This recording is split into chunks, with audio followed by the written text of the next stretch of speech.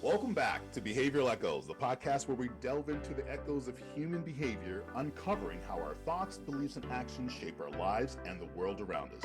I'm Christopher Eady, and as always, I'm joined by my insightful co-host, Lisa Oburn.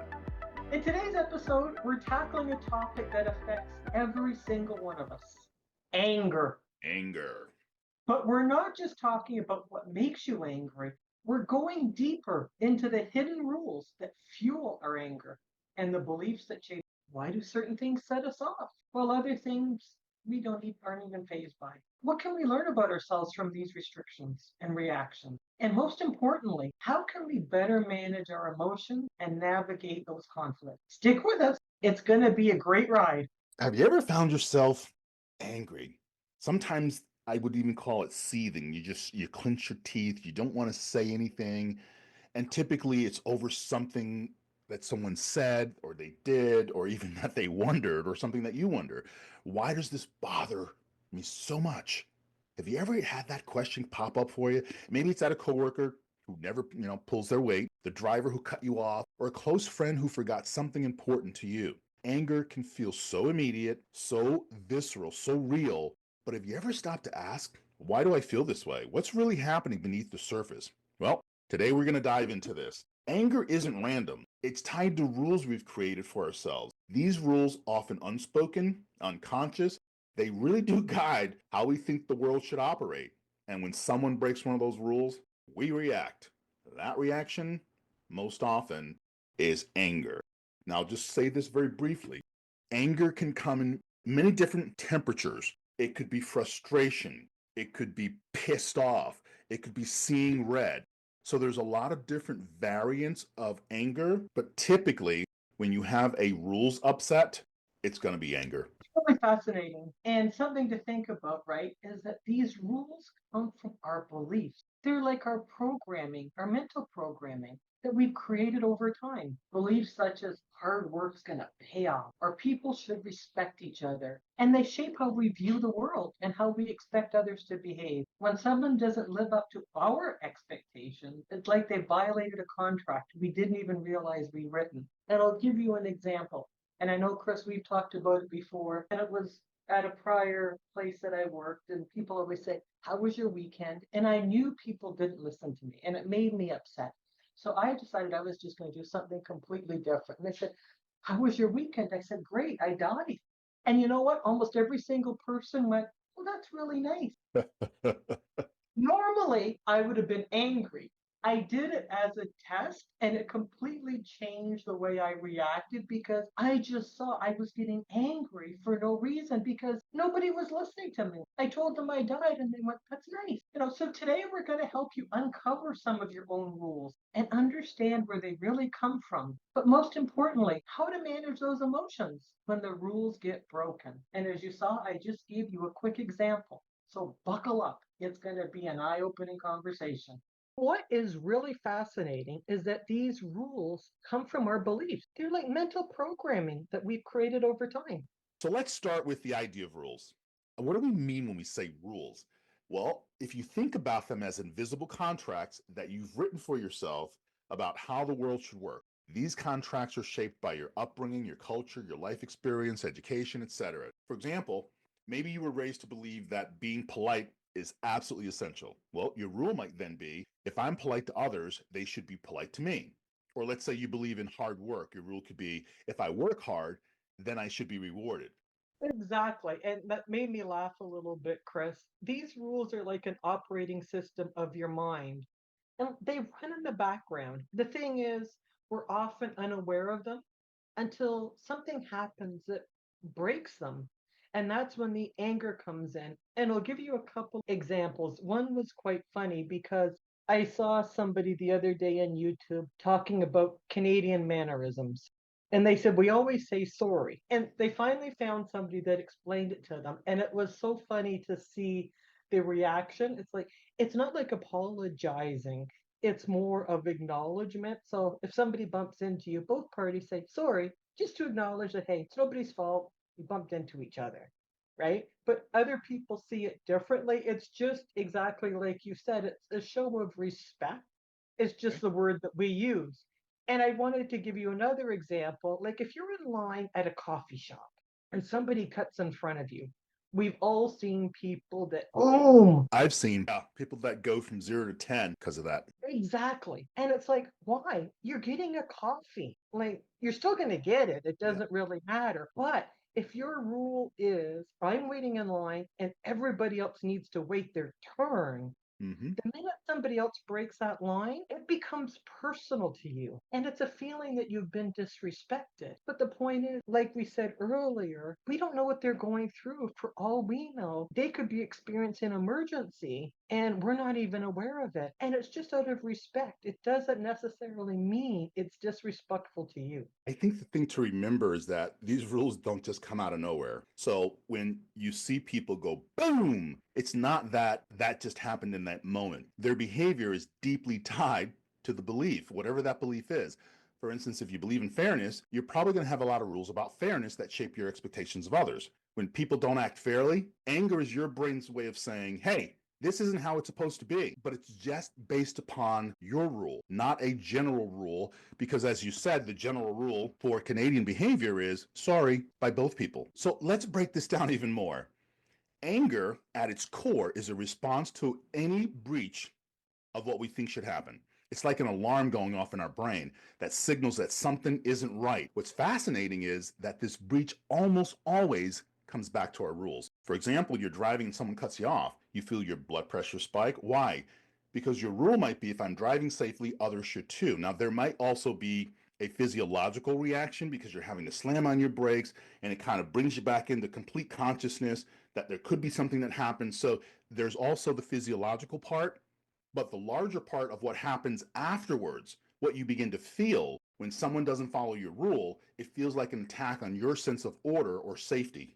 And anger isn't just about these little small things that annoy you. It can also show up much deeper and in personal ways. For instance, if you believe loyalty is essential in all relationships, your rule might be if I'm loyal to someone, they should be loyal to me. Once that's broken, say through betrayal, neglect, the anger you feel could be so overwhelming because it's not just the action, it's about what that action represents. And that's an important thing. It's what it represents to you, and it becomes a violation of your core belief. And here's where things get even more interesting. Our rules create expectations. It's sort of a mental checklist of how we think the world should operate. And when reality doesn't match our expectations, that's when anger flares up. Now, it's interesting, Lisa, because we can go back in time and we know that, there's the uh, Homo ledi, the Neanderthals, and all these different species. And if you think about it from, if you want to go science, if you want to go evolution, you want to go creation, doesn't matter.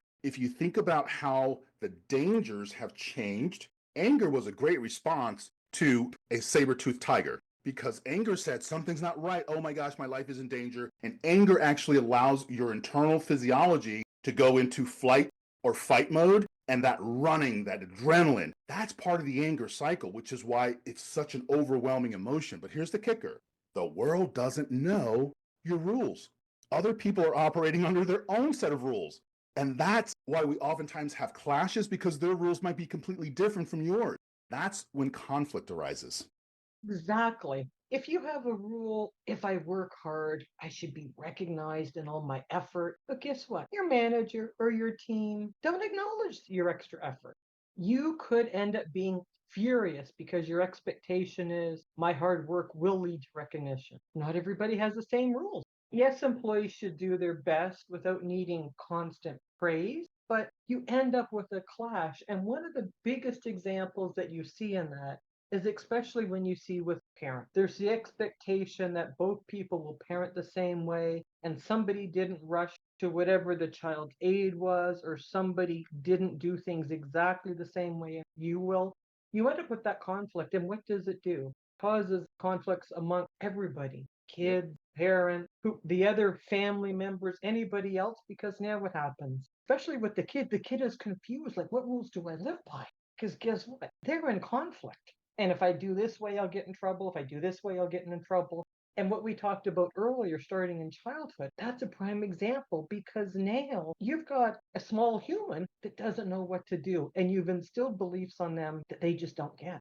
And they're going to actually create a rule for themselves to navigate that situation. Exactly. Whether it's a good rule, whether it's a beneficial rule. Now, it will be beneficial to them, but it may not be beneficial to the situation because anytime reality comes, that rule may not apply. And so it's just a simple way of what we do in childhood to be able to navigate. That's a perfect example, by the way. Navigate situations based upon beliefs that we end up having based upon what we hear, and especially if it's emotional. Don't you ever do that again. Well, don't you ever let your mother see you do that again, or don't you ever let your father see you do that again. So now there's a division that we begin to talk about, and that child creates rules to be able to navigate that. One of the most powerful tools that we can use is awareness. We often talk about as coaches and as a psychologist about reframing. And if you think about it, you can take a picture, the Mona Lisa, for instance, or any other picture, you can reframe it. It may not have its value because obviously the original is supposed to be more spectacular, but you could reframe it. It probably wouldn't look the same, but that ability to change how we view a situation does, in fact, work when we use it personally. Because when we change that frame, it changes the way the picture shows up. When you're angry, the first step is to pause and ask yourself, what rule just got upset? What rule just got broken? Because if you can practice identifying the rule, it helps you take a step back and see the situation a little bit more objectively. I think that's a great thing because once you've identified those rules, you can decide what to do about it. And that goes back to asking yourself, is this rule serving me? Or is it just causing me stress? So, if your rule is, like we talked about earlier, everyone should be polite, you might realize that, guess what? That's an unrealistic expectation to put on everybody because people are human. Different experiences are going to cause them to be angry at times, to be happy at times, and many other things. And expecting them at any given time to follow your rule, your expectations are not going to be met. That's just realistic. Everyone has bad days. And by softening your rule to something like, I value politeness, but I'm going to give grace when others don't meet them and fall short. Guess what's going to happen? You're going to be less likely to be triggered and have that anger go boom. A long time ago, Lisa, when I was training with Win-Win and Associates, we were doing a lot of training in elementary schools. And one of the things we were attempting to teach kids was fairness by teaching them how to be mediators, where they could actually mediate their own issues amongst themselves and their classmates, where there would be designated mediators. And one of the things we had was this little wooden bucket, and we gave each one of the kids this little red, round, circular piece of paper, and they had to write down something that made them angry. And what we did was we collected them all, but inside the bucket already was some styrofoam, so it was 3/4 of the way full. And what we did was we walked around and we gathered them, and every time somebody put one in, we read it, so we were adding to this fiery mix inside this bucket. And literally, as we got just at the end, whoever was doing the activity would just go boom and throw the bucket up in the air, allowing all that anger, all those things that the kids said made them angry, just fly all over the place. But the noise of it and the behavior scared the kids. And the point was to get them to understand how explosive anger could be. And oftentimes, when we don't deal with it, and especially in terms of what we're giving people today, which is if you begin softening your rules, at least by examining them, you have less of a chance to be triggered. And that's what we were trying to instill in the kids, because when you don't, they build up. When you don't resolve it, they build up and they build up. And it's like spill the beans. That last bean in there just tilts the whole pot and you get a mess. It's interesting because anger really is natural and it's a powerful emotion. It doesn't have to control us. And when we uncover the rules that guide our reactions, we can better understand ourselves and navigate what I think are the complexities of human behavior. Really like that example that you shared, Chris. If you look at divorced parents, what do you see? That conflict, my house, my rule, the kid needs to behave this way or the children need to behave like this. But what happens? There's the expectation that your rules are in the other person's house. They aren't. Not your house, not your rules. If one parent says the child goes to bed at 8:30, one says 9, it doesn't matter because guess what? If your house rules are 8:30 and the others is 9, as long as the child understands, what difference does it make? When you try to enforce your rules somewhere else, Same thing, you're going to be disappointed because your expectations will not be met. So remember, it's not bad. It's just signal to have anger, to step back. And as we always say, slow down to speed up, reflect and think, is this really serving me at all? And use it to reflect, to grow, to build stronger and better connections with the people that are important in your life and around you. And that's what matters. Thank you for joining us on this journey on Behavioral Echoes, a journey through beliefs, a journey through anger, a journey through our rules. If you found this episode helpful, please share it with someone who might benefit. And as always, we'd love to hear your thoughts. Reach out to us on social media or on our website. Remember, our newsletter is now out. And until next time, stay curious, stay compassionate, and remember to listen to those echoes of behavior. Bye. Bye.